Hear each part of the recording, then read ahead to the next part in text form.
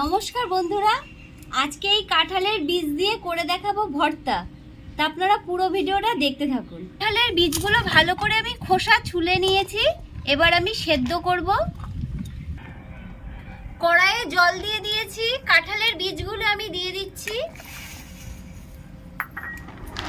সামান্য একটু নুন, ভালো করে সেদ্ধ করে নেব।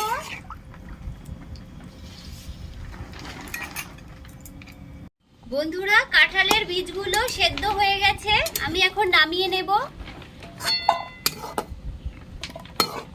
এই তেল গরম হয়ে গেছে, দুটো শুকনো লঙ্কা ভেজে নেব।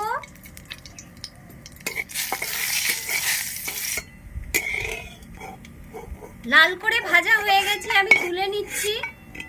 একটা পেঁয়াজ কুচিয়ে নিয়েছি, পেঁয়াজটা ভেজে নেব।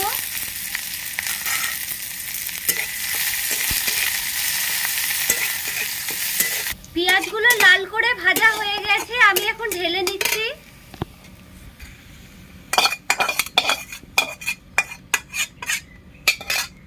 সেদ্ধ করা বীজগুলো আমি শিলনোড়ায় বেটে নিচ্ছি।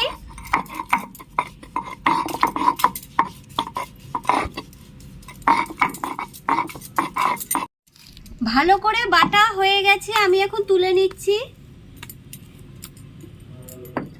পরিমাণ মতো নুন, সামান্য একটু মিষ্টি, ভেজে রাখা পেঁয়াজ, শুকনো লঙ্কা ভেজে নিয়েছি, দিয়ে দিচ্ছি। সামান্য একটু কাঁচা সর্ষের তেল, ভালো করে মেখে নেব।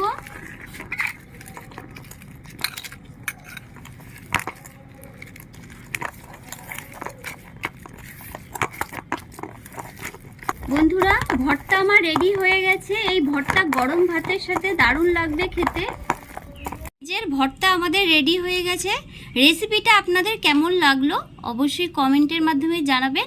আজ এই বলে শেষ করলাম। ভালো থাকবেন, সুস্থ থাকবেন।